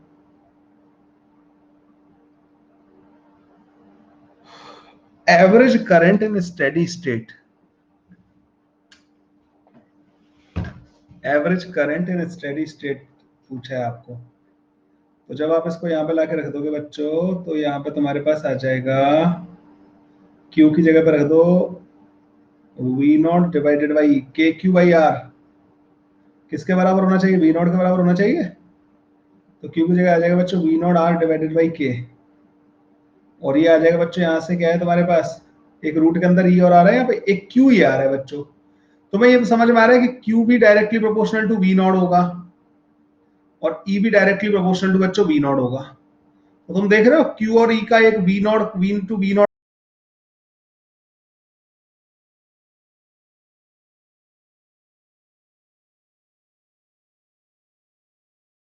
प्रोपोर्शनल टू वी नॉट का स्क्वायर आएगा, क्योंकि एक तो इस ये वाला क्यू वी नॉट के डायरेक्टली प्रोपोर्शनल, एक ये Q into E V not square के प्रोपोर्शनल. लैग आ गया, चला गया.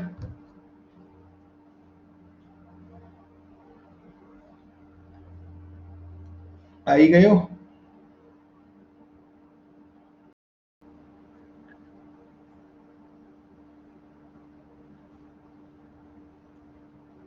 ये भी बहुत प्यारा क्वेश्चन है. हाँ भाई ये समझ में आया तुम्हें कि क्यू जो है वी नॉट के प्रोपोर्शनल था, ई जो है वो भी वी नॉट के प्रोपोर्शनल था. तो Q into E V not square के प्रोपोर्शनल आ जाएगा, क्योंकि रूट के अंदर है तो ये ऊपर जब जाएगा तो वी नॉट के प्रोपोर्शनल होगा, और एक Q ऊपर ऑलरेडी था तो करंट क्या आ गया, वी नॉट स्क्वायर के प्रोपोर्शनल आ गया. Current is proportional to V not का square.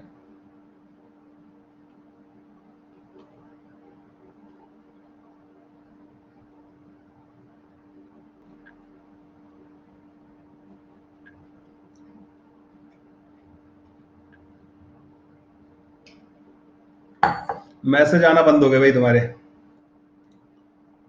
I can not see your messages. Communication gap आ गया हमारे बीच में ना.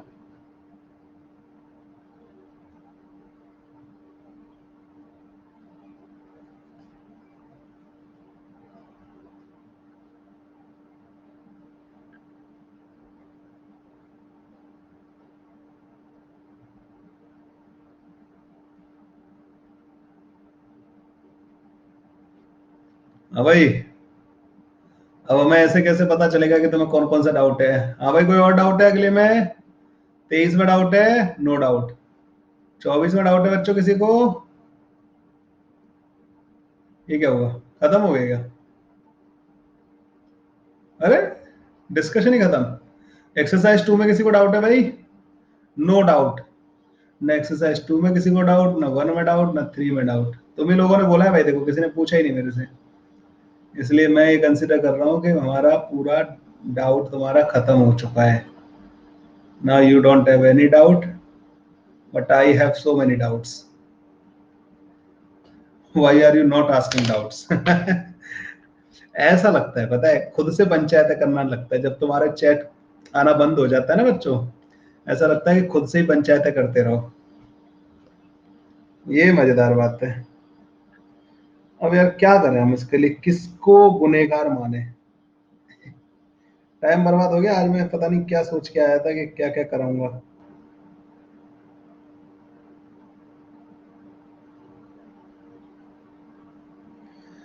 चलो भाई, किस्मत जब साथ नहीं देती।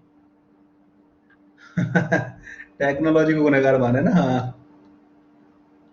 अब पोस्ट ऑफिस बॉक्स किसी भी दिन निकाल के थोड़ा सा टाइम पढ़ा डालेंगे उसको, 5 मिनट का उसका डायग्राम समझाना है बस। आके अगली क्लास में खत्म कर देते हैं। अगली क्लास में खत्म कर देंगे, ठीक है। 23rd डाउट है आप लोगों को? ओके। एक मूविंग कॉइल गैल्वेनोमीटर दे रखा है जिसमें 50 टर्न दे रखे हैं। Each of turn area, turn का बच्चों एरिया भी दे रखा है, वो ए दे रखा है। नंबर ऑफ टर्न एन दे रखा है बच्चों। Magnetic field produced by the magnet inside the galvanometer is this. B की वैल्यू दे रखी है, द टॉर्सनल कांस्टेंट ये सी की वैल्यू है बच्चों, है ना। Current flow through the galvanometer, the full scale deflection occur if the coil rotated by this radian. तो टॉर्क आ जाएगा tau equal to C into five के बराबर। टॉर्क आ जाएगा ना, आगे चलो।